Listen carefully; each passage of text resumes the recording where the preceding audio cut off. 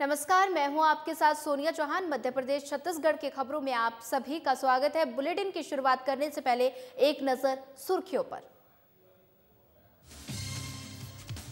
शिवपुरी में सांसद खेल महोत्सव का समापन। मंत्री ज्योतिरादित्य सिंधिया कार्यक्रम में हुए शामिल। मंत्री ने खिलाड़ियों का किया उत्साहवर्धन। प्रदेश बीजेपी महामंत्री बनने के बाद धमतरी पहुंचे रामू रोहरा। बीजेपी कार्यकर्ताओं ने रोहरा का किया भव्य स्वागत। रामू रोहरा ने सभी का जताया आभार। सीहोर के वीआईटी कॉलेज कोटरी में कार्यक्रम का आयोजन। नशे की रोकथाम और पुलिसिंग संबंधी बिंदुओं पर हुई चर्चा। छात्रों को पुलिसिंग संबंधी चुनौतियों की दी जानकारी। भिंड के ट्रामा सेंटर में मरीज के मौत के बाद परिजनों में हंगामा। डॉक्टर के साथ परिजनों ने की अभद्रता। घटना का वीडियो सीसीटीवी कैमरे में कैद। रायगढ़ में हाई टेंशन टावर के नीचे मिला अज्ञात व्यक्ति का शव। ग्रामीणों ने पुलिस को दी शव मिलने की सूचना। शव की पहचान करने में जुटी पुलिस। बढ़ते हैं खबरों की ओर। शिवपुरी के तात्या टोपे खेल परिसर में सांसद खेल महोत्सव के तहत 2 दिवसीय खेल प्रतियोगिता का आयोजन किया गया, जिसमें शिवपुरी जिले के अलग अलग तहसीलों समेत शिवपुरी के खिलाड़ियों ने हिस्सा लिया। वहीं राज्यसभा सांसद और केंद्रीय नागरिक उड्डयन मंत्री ज्योतिरादित्य सिंधिया प्रतियोगिता के समापन समारोह में पहुंचकर खिलाड़ियों का उत्साहवर्धन किया और साथ ही विजेता टीमों को पुरस्कृत किया गया। और वहीं मंच से बोलते हुए केंद्रीय मंत्री ज्योतिरादित्य सिंधिया ने कहा कि प्रधानमंत्री नरेंद्र मोदी ने खिलाड़ियों को आगे लाने और देश का मान सम्मान अंतर्राष्ट्रीय स्तर पर बढ़ाने का जो संकल्प लिया है, उनका नतीजा सामने आ रहा है। और देश के खिलाड़ियों द्वारा अभी हाल ही में जो पदक जीते हैं, उससे देश का मान सम्मान बढ़ा है। प्रधानमंत्री ऑलरेडी राष्ट्रीय स्तर पर हो रहे हैं। मैं आपको बता दूं कि खेलो इंडिया के द्वारा, टॉप्स इंडिया के द्वारा प्रधानमंत्री जी की जो योजना पिछले 2016 से चल रही है, उसके आधार पर हमारे पारंपरिक खेलों को भी एक नई ऊर्जा प्रदान हो रही है। ज़मीनी स्तर से हमारा हुनर जो छुपा हुआ था गांव-गांव में और छोटे-छोटे शहरों में, आज राष्ट्रीय पटल पर आ रही है। एक उदाहरण मैंने आपको अभी दे दिया गुना का, हर्षदीप सिंह का। और वैसे ही प्रधानमंत्री जी का संकल्प है एक एक सांसद अपने क्षेत्र में ये सांसद खेल महोत्सव आयोजित करें, नौजवानों को एक पटल दे जिसके ऊपर वो अपना हुनर का प्रदर्शन कर पाए। और उसी का एक उदाहरण आज हमने ग्वालियर में भी देखा है, आज हमने शिवपुरी में भी देखा है। मैंने इसका जो प्रारूप, इसका विस्तृतीकरण अगले साल हम लोग कैसे करेंगे, वो भी आपके समक्ष रखा है। और प्रधानमंत्री जी की मंशा है कि भारत एक आर्थिक शक्ति के रूप में उभर रही है। भारत आज एक आध्यात्मिक शक्ति के रूप में उभर रही है, लेकिन भारत एक युवा शक्ति के रूप में भी उभरनी चाहिए। बढ़ते हैं अगली खबर की ओर। धमतरी के बीजेपी नेता रामू रोहरा को छत्तीसगढ़ प्रदेश बीजेपी का महामंत्री नियुक्त किया गया। नियुक्ति के बाद भाजपाइयों में हर्ष की लहर दौड़ पड़ी। वहीं प्रदेश महामंत्री बनने के बाद रामू रोहरा धमतरी पहुंचे, जहां जगह जगह बीजेपी नेताओं ने उनका स्वागत किया। वहीं सिंधी समाज के लोगों ने भी रोहरा का भव्य स्वागत किया। वहीं रामू रोहरा के प्रदेश महामंत्री बनने पर धमतरी जिले के बीजेपी नेताओं ने उन्हें बधाई दी।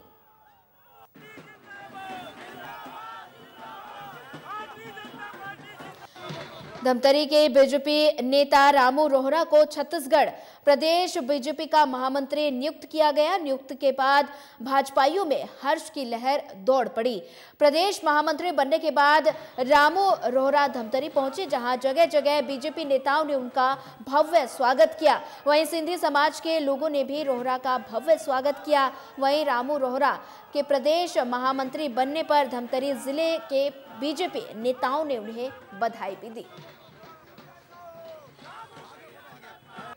मुझे बहुत बड़ी जवाबदारी सौंपी है। मैं कार्यकर्ता के रूप में काम करता हूं और करता रहूंगा। निश्चित रूप से एक जवाबदारी बढ़ी है। धमतरी के लिए मैंने बहुत कुछ सोच के रखा है एक जिम्मेदारी मिलने के बाद मैं धमतरी के विकास के लिए बहुत कुछ करना चाहता हूँ, करूँगा। ये उम्मीद मेरे धमतरी की जनता ने आज दिखाई है। मेरे तो कितनी उम्मीदें हैं। ये मालाओं का जो इन्होंने प्रभार दिया है, मुझे भार दिया है, निश्चित रूप से इसका वजन को मैं निभाऊंगा। पहली चुनौती लोकसभा जी, और हमारी अभी जो लोकसभा 11 लोकसभाएं हैं, 11 के 11 जीतने का हमने इस बार लक्ष्य रखा है। उसमें धमतरी की सहभागिता भी होगी। 11 के 11 लोकसभा जीतने की हम लोगों ने प्लानिंग कर ली है। कांग्रेस का सुपड़ा साहब होगा इस बार लोकसभा में। बीजेपी जिला में जो आपसी खींचतान की जो चर्चा है कहीं कहीं है भी, उसको आप कैसे समझते हैं? देखिए, बहुत बड़ा परिवार है, मतभेद होते रहते हैं, मनभेद नहीं है। स्पष्ट कर देता हूँ, जिम्मेदारियां बदलती रहती है। कल मैं जिला अध्यक्ष था, उसके बाद कोई और जिला अध्यक्ष बना, इसके बाद कोई और बनेगा, आगे भी बनेगा। तो जिम्मेदारियां चेंज होती हैं, दायित्व चेंज होता है, कार्यकर्ता वही रहता है। खुशी की बात है कि रामू अरोड़ा हमारे Dhamtari chamber of commerce, Chhattisgarh chamber of commerce के मेंबर भी हैं। और हम व्यापारियों के लिए बहुत बड़ी खुशी की बात है कि एक बहुत अच्छी पोस्ट जो मानी जाती है, अपना भाजपा के प्रदेश महामंत्री बनाए गए हैं। ये सुनकर सभी व्यापारियों में खुशी का माहौल है। और आज ही सभी इसी तारतम्य में छत्तीसगढ़ चैम्बर ऑफ कॉमर्स के द्वारा टमाटर के बाद सभी व्यापारियों द्वारा स्वागत किया गया था और बहुत ज़्यादा हर्ष का विषय है। और हम चाहते हैं कि हमारे व्यापारी दल से सरकार हमेशा इसी तरह से आगे प्रोत्साहन करते रहे। धमतरी के लिए क्या उम्मीद करिए आप? अभी धमतरी के लिए देखिए, अभी सरकार हमारी नई बनी है, तो मुझे ऐसा लगता है कि बहुत सारे हमारे प्रोग्राम्स आएंगे। जैसे गंगरेल में हमारा टूरिज्म तो देना चाहिए और उसको बढ़ावा देना चाहिए, सड़कों का विकास होना चाहिए, अस्पतालें होनी चाहिए। छत्तीसगढ़ प्रदेश में भाजपा की सरकार के आने के पश्चात लगातार संगठन में परिवर्तन हो रही है, ताकि संगठन में और भी ज़्यादा सक्रियता आ सके। और जो हमारे पदाधिकारी हैं वो विधायक बन चुके हैं, तो निश्चित रूप से यहाँ परिवर्तन जरूरी था। इसी तारतम्य में छत्तीसगढ़ प्रदेश में माननीय प्रदेश अध्यक्ष श्री किरण देव सिंह जी के बनने के पश्चात हमारे धमतरी जिले से महामंत्री के रूप में आदरणीय रामू बोहरा जी छत्तीसगढ़ प्रदेश के प्रदेश महामंत्री भाजपा के बने हैं। तो इसी का स्वागत करने के लिए आज हम धमतरी जिला पूरे आज यहाँ मकई चौक के पास एकत्रित थे, तो उनका स्वागत किया गया बड़े ही धूमधाम से। निश्चित रूप से इसका फायदा धमतरी जिलों को अवश्य मिलेगी और संगठन में नई गति और चालना आएगी। इसके पूर्व में हमारे जिला में भी परिवर्तन हुआ है। जिला अध्यक्ष के रूप में हमें प्रकाश वैद जी नए नेतृत्व मिला है, तो निश्चित रूप से धमतरी जिले में और भी ज्यादा सक्रियता के साथ हम काम करेंगे। और अगली खबर सीहोर से है, जहां आष्टा पुलिस ने वीआईटी कॉलेज कोठरी में कार्यक्रम का आयोजन किया, जिसमें नशे की बढ़ती प्रवृत्ति और कई जरूरी पुलिसिंग संबंधी बिंदुओं पर चर्चा की गई। इस दौरान पुलिस अधीक्षक मयंक अवस्थी ने सभी अधिकारियों को पुलिसिंग संबंधी कई आवश्यक निर्देश भी दिए और पुलिस से चर्चा कार्यक्रम के अंतर्गत आष्टा थाना प्रभारी पुष्पेंद्र सिंह राठौर और अमलाहा थाना प्रभारी ने वीआईटी कॉलेज कोठरी पहुंचकर छात्रों को पुलिसिंग संबंधी चुनौतियों की जानकारी भी दी। कार्यक्रम के आयोजित होने पर छात्रों में खासा उत्साह रहा।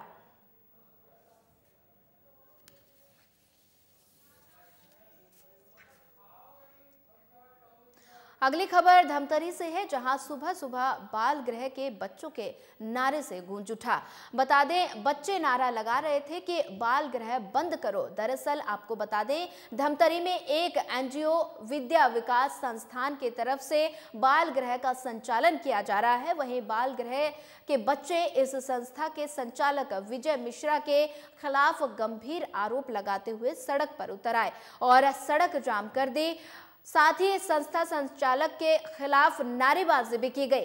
बताया जा रहा है कि नारेबाजी करते हुए बच्चों का कहना था कि इस बाल गृह में बच्चों का शोषण किया जा रहा है, ना तो उन्हें खाने पीने में स्तरीय चीजें मिल रही हैं और ना ही वे सारी सुविधाएं उन्हें दी जा रही हैं जिसके लिए वे अधिकृत हैं। बहरहाल बच्चों के इस प्रदर्शन से प्रशासन हिल गया और बाल संरक्षण अधिकारी यहां तुरंत पहुंचे और बच्चों की बातें सुने। वहीं पत्रकारों से बातचीत कर उन्होंने कहा कि वे इस मामले की जांच कर अपने रिपोर्ट अपने सीनियर अधिकारी को देंगे।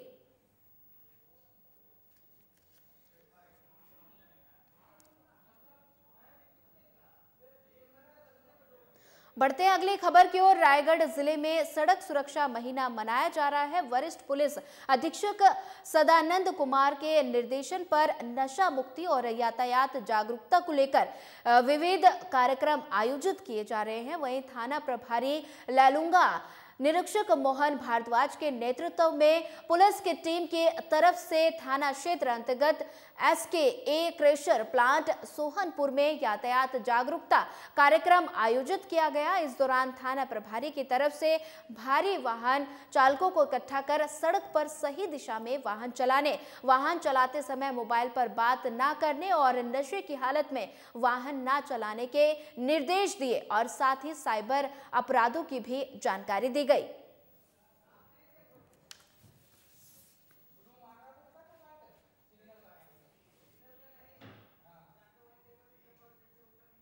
अगली खबर शामपुर से है, जहां पुलिस ने जुआ एक्ट के तहत बड़ी कार्रवाई की। इस दौरान पुलिस ने मुखबिर की सूचना पर कार्रवाई करते हुए जुआरियों को गिरफ्तार किया। वहीं मिली जानकारी के अनुसार कई जगहों से जुआ खेलते हुए आरोपियों को हिरासत में लिया गया, जिसके कब्जे से पुलिस ने नकदी भी बरामद की है।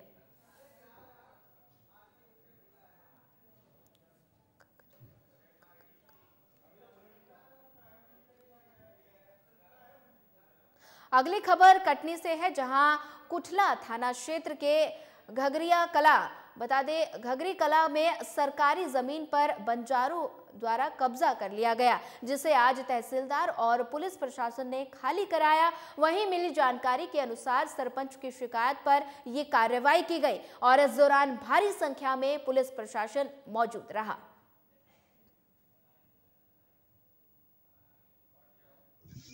ग्राम वासियों के द्वारा शिकायत की गई थी कि पन्ना जिले से कुछ बाहरी व्यक्ति आकर अनैतिक गतिविधियां संचालित कर रहे हैं। उसके संबंध में शासकीय भूमि अतिक्रमण होने पर हम लोग द्वारा कार्रवाई की गई। ये क्या क्या हटाया गया यहाँ पर? यहाँ पर इनके द्वारा ये कुछ फसल बोकर और ये झोपड़ी वगैरह बनाकर कब्जा किया गया था। खबर भिंड से है, जहां ट्रामा सेंटर में ड्यूटी के दौरान डॉक्टरों के साथ मरीज के परिजनों ने हाथापाई करने का एक प्रयास किया। वहीं बता दें कि ड्यूटी पर तैनात डॉक्टरों के साथ परिजनों ने धक्का मुक्की भी की। मिली जानकारी के अनुसार आपको बता दें, सड़क दुर्घटना में घायल एक 5 वर्षीय बच्ची को उसके परिजन इलाज के लिए जिला अस्पताल के ट्रामा सेंटर में लाए थे। ट्रामा सेंटर में ड्यूटी में मौजूद डॉक्टरों ने घायल बच्ची को इलाज के बाद मृत बताया और इस बात पर परिजन भड़क गए और अस्पताल में जमकर हंगामा कर दिया। वहीं जिसका वीडियो सीसीटीवी कैमरे में कैद हो गया और फिलहाल पुलिस मामले की जांच में जुटी है।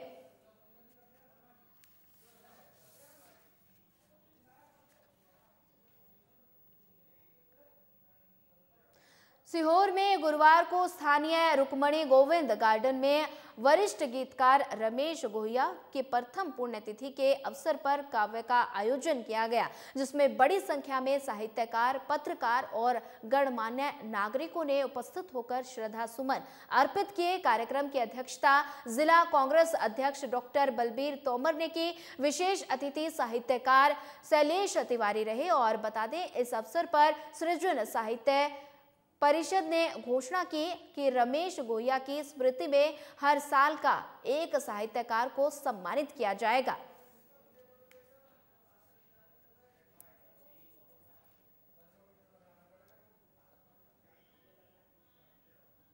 नारायणपुर जिले के ओरछा ब्लॉक के गोमागाल गांव के राजू वड्डे को 2 फरवरी को गोली लगी, जिससे वो घायल हो गया। वहीं परिजनों और ग्रामीणों की ओर से आरोप लगाया जा रहा है कि पुलिस जवानों ने गोली मारी है। वहीं आपको बता दें, उन पर कार्रवाई होनी चाहिए।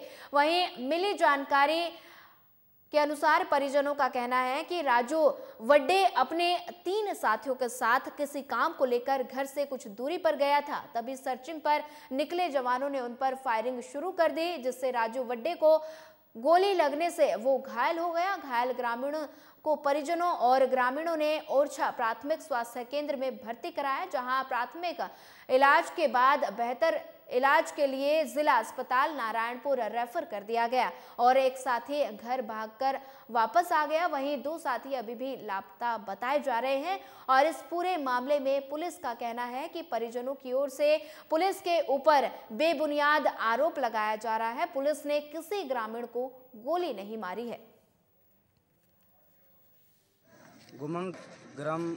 गुमंगल में राजू वर्दा से मैं इंटरव्यू लिया तो वो बताया कि मैं घर से सेल्फी काटने जा रहा था। उस वक्त में रास्ते में पुलिस लोग बैठे थे, मैं आमने सामने देखा, मेरे ऊपर फायरिंग किए तो 3 गोली लगी है, 2 गोली हाथ में है और 2 छाती में लगी हुई है, अभी भी अंदर में है बोल के बता रहा था, मैं भी देखा। पुलिस का तो ये भी कहना है कि पुलिस सर्चिंग में नहीं गई थी और पुलिस के द्वारा किसी प्रकार का फायरिंग नहीं किया गया। नहीं, उस क्षेत्र में उस बोल रहे हैं सभी ग्रामीण घुसी हुई है पुलिस फोर्स और अभी भी उधरी है बोल रहे हैं। 2 फरवरी 2024 को ग्राम घुमंगल में पुलिस फोर्स ने जाकर एक व्यक्ति को नहीं 4 व्यक्तियों को गोली से मारा गया। कितने लोगों को गोली लगी? 4 लोगों में से 2 लोग का पता है और 2 लोग लापता है। उन लोगों को भी गोली लगी होगी ऐसा कह रहे हैं उन लोग जो घायल हुए उन लोग कि उन लोग भी सल्फी काटने के लिए गए थे। सर मतलब आज जो सल्फी काटने वाले लोग को या जंगल निकलने वाले लोग को फोर्स वाली ऐसा मार रही है, गोली से शूट कर रहे हैं। तो हमारे यहाँ 1 बजे के लगभग आसपास जो है राजू नाम का एक लड़के को लेके आए हैं जिसकी उम्र लगभग 19 साल बताया जा रहा है, गोमागाल का है। इसको कल लगभग 2 बजे दोपहर को ये सेल्फी लेने गया था, पेड़ पे चढ़ा हुआ था। तो इनके मुताबिक ये बताया गया कि जब ये सेल्फी पेड़ पे चढ़े थे तब पुलिस के द्वारा फायरिंग किया गया। तो फायरिंग में लड़के को गोली लगा है। तो आज लगभग 1 बजे हमारे हॉस्पिटल में लाया गया उनको एम्बुलेंस के द्वारा और लाने के तुरंत पश्चात हम प्राथमिक उपचार जो भी अपना किए हैं, ड्रेसिंग वगैरह किए, इंजेक्शन वगैरह लगाए हैं, एक्सरे करवाए हैं। एक्सरे पे गोली पाया गया है तो उसको प्राथमिक उपचार करने के बाद अब एम्बुलेंस के द्वारा हम लोग हायर सेंटर के लिए भेज। अगली खबर रायगढ़ से है, जहां ग्राम डोरम बस्ती के पास हाई टेंशन टावर के नीचे किसी अज्ञात व्यक्ति का शव मिला। ग्रामीणों ने अज्ञात शव मिलने की सूचना घरघोड़ा पुलिस को दी और जिस पर मौके पर पहुंची पुलिस शव का पंचनामा कराकर शव के पहचान के लिए आसपास के गांव में बुनियादी कराई गई। वहीं हालांकि अभी तक मृतक की पहचान नहीं हो पाई है। फिलहाल पुलिस शव की पहचान करने में जुटी हुई है।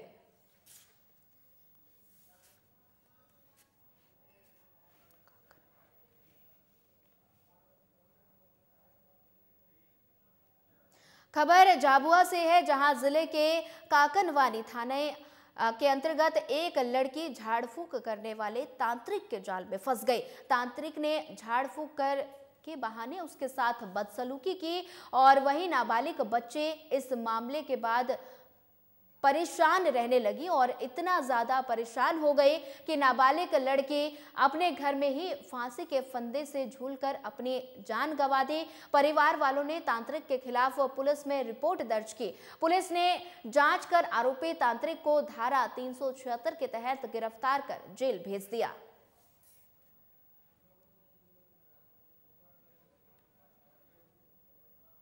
थाना काकनवानी क्षेत्र का मामला है। घटना दिनांक 31/1/24 को नाबालिग बालिका द्वारा अपने घर में फांसी लगाकर आत्महत्या की थी। रिपोर्ट पर से मर्ग कायम किया गया। दौराने जांच उसके माता पिता एवं बड़ी मां के कथनों के अनुसार अनिल कतीजा के पास बालिका को अंधविश्वास के चलते झाड़ फूक कराने ले जाते थे। इसी दौरान उनकी जान पहचान हो गई थी। अनिल ने बालिका के साथ उसकी मर्जी के विरुद्ध कई बार दुष्कर्म किया गया, जिससे पीड़िता काफ़ी दुखी थी और समाज में बदनामी के डर से और आरोपी के दबाव में आकर आत्महत्या की है। आरोपी के विरुद्ध गंभीर अपराध धारा 376 पास्को एक्ट का पंजीबद्ध किया गया। आरोपी सुनील पिता चैन सिंह कतीजा निवासी चिकलिया को गिरफ्तार किया गया। बढ़ते हैं अगली खबर की ओर। सरगुजा जिले के पेटला एकलव्य स्कूल के छात्र छात्राओं ने शनिवार को अपनी समस्याओं को लेकर जिला मुख्यालय अंबिकापुर पहुंचकर प्रदर्शन किया। इस प्रदर्शन का मुख्य कारण हॉस्टल में अव्यवस्था, मनमानी और अधिशिक्षिका पर अभद्र व्यवहार का आरोप था।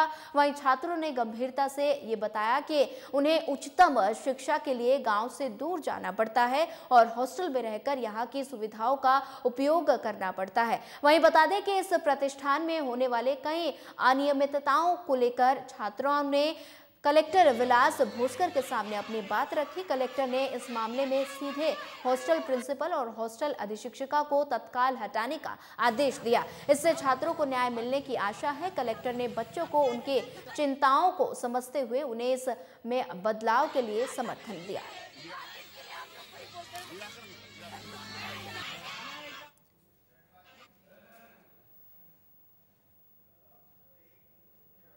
सागर के मकरोनिया में सीएमओ की ओर से अवैध कब्जा करने का एक मामला सामने आया है, जहां मकरोनिया के दीनदयाल नगर के वार्ड क्रमांक 3 के रहवासियों ने सीएमओ की ओर से अवैध कब्जे को हटाने की मांग की है। वहीं आपको बता दें, दीनदयाल नगर में नगर पालिका की ओर से पानी की टंकी और बच्चों के लिए खेलने के लिए पार्क बनाया गया था, जिसमें मकरोनिया के नगर पालिका के सीएमओ रीता कैलासिया और उनके पति ने पानी की टंकी की जगह खुद का मकान बनाकर उस पर कब्जा कर लिया और वहीं शासकीय जमीन पर चारों तरफ जालियों से बंद कर गेट लगा दिया, जिसको लेकर क्षेत्रवासियों ने अवैध कब्जे को हटाने की मांग विधायक प्रदीप लारिया से की है। और साथ ही रहवासियों का कहना है कि अगर सीएमओ की तरफ से अवैध कब्जा नहीं हटाया गया तो इस मामले की शिकायत सागर कलेक्टर दीपक आर्य को करेंगे। पहले गेट पे ताला लगा दिया है, हम लोग को आने जाने में असुविधा होती है, उसका भी ध्यान नहीं रखा, कवर्ड कर लिया, फूल नहीं तोड़ पाते हैं।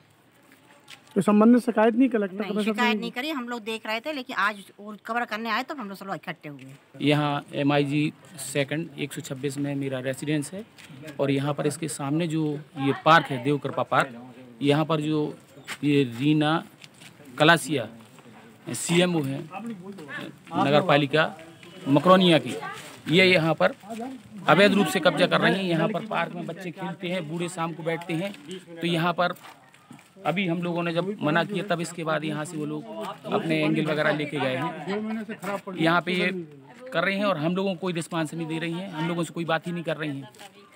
हम लोग सब यहाँ पे इकट्ठे हुए तो कोई बात ही नहीं कर रही हूँ। वालों का हो, बच्चों का है, बड़ों का, बूढ़ों का है, शादी ब्याह कोई भी फंक्शन होता है सबके लिए ये पार्क है, लेकिन यहाँ अवैध कब्जा हो रहा है। किसके द्वारा हो रहा है? नगर पालिका। ये यहाँ साहब रहते जो। कौन साहब रहते मैडम? सीएम। आज क्या घटना हुई मैडम? आज ये गड्ढा कर रहे हैं यहाँ पर, पूरा छेक रहे हैं यहाँ से यहाँ तक पूरा। तो इसका विरोध किया है आप लोगों ने क्या? हाँ, सब लोगों ने, पूरे लोग तो खड़े यहाँ पर। ये दीनदयाल नगर जो है जी, ये देवकृपा पार्क है और इसमें ये नगर पालिका वालों का रेसिडेंस है। तो नगर पालिका अधिकारी जो है धीरे धीरे पूरे पार्क में इंक्रोचमेंट कर रहे हैं, क्योंकि ये सार्वजनिक पार्क है। दूसरी बड़ी समस्या यहाँ की जो है, यहाँ की 4-5 बोर से टंकी भरती है, बोर जो है महीना 1.5 महीने से ख़राब पड़ा है। तो अभी 5-6 दिन में पानी की सप्लाई हुई है, 4-5 दिन में पानी की सप्लाई हो रही है। 2 बड़ी समस्या है। आज ये अधिग्रहण कर रहे थे, उसमें इसका विरोध किया है? उसका वहाँ से जो है वो जो कार पड़ी है, तो ये तो इतना तो इंक्रोचमेंट उन्होंने कर ही लिया। अब जो है और इंक्रोचमेंट को और बढ़ा रहे हैं। कौन सीएमओ, क्या नाम है उनका? रीता कलासिया। कहाँ की सीएमओ है? सीएमओ नगर पालिका मकरोनी। बढ़ते हैं अगली खबर की ओर। महीदपुर नगर के कार सेवक बद्री वर्मा और योगेश पोरवाल ने 1990 से लेकर 1992 के बीच श्री राम मंदिर निर्माण और बाबरी मस्जिद को ध्वस्त करने तक अयोध्या के सफर के बारे में विस्तार से बताया। वहीं उन्होंने जानकारी में बताया कि वो लोग किस प्रकार से कितनी टुकड़ों में अयोध्या पहुंचे और वहां पर उन्हें किन किन कठिनाइयों का सामना करना पड़ा, लेकिन उन्होंने अपने हौसले बुलंद रखे, क्योंकि श्री राम लला के मंदिर में राम लला को बिठाना था। इसी दृढ़ संकल्प के साथ कार सेवकों ने अपनी जान की परवाह न करते हुए बाबरी मस्जिद को ढहाया। मीडिया से चर्चा में उन्होंने नाराजगी भी जाहिर की कि जब श्री राम मंदिर की भव्य प्राण प्रतिष्ठा की गई तब कार सेवकों को निमंत्रण नहीं दिया गया। कि राम जी ने 14 साल के वनवास के बाद अपने गृह नगर में प्रवेश किया था और आज जो है 500 साल के बाद जो है राम जी की आज मूर्ति स्थापना हो रही है, जो हमारे देश के गौरव गौरवशाली बात है। और हमने उस समय जब ये कार सेवक आंदोलन प्रारंभ हुआ था, कार सेवक को लेकर के महतपुर में एक जुनून था उस समय भी, और आज भी जो है लोगों में एक बहुत बड़ा जुनून है कि नहीं, राम भगवान की जो है वहाँ पे मूर्ति स्थापित हो रही है। यहाँ तक कि इतना बड़े आंदोलन के बाद कम से कम यूपी सरकार के पास उन कार सेवकों की सूची थी जो जेल में निरुद्ध रहे, उनको एक निमंत्रण पत्र ही भेज देते।